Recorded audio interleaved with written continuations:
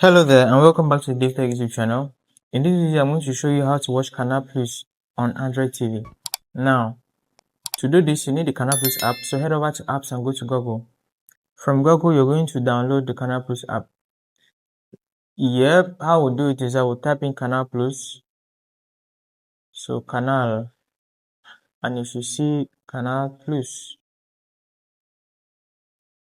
so just like that, click on the search menu and wait for it to load. So this could take a couple of seconds. The one we're looking for is play.google.com. This is the source. Canal Plus. You click on that link and you should find an install button right here.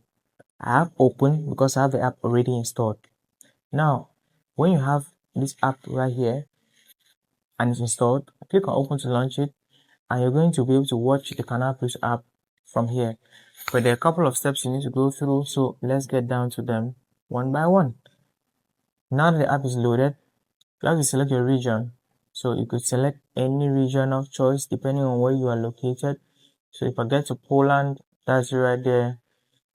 Just randomly though. So I've hit Poland. I'm waiting for it to load up. And you can see this green button rather, to the right of your screen. This green button is suggesting the connection of Canal Plus, live connection. So here is it.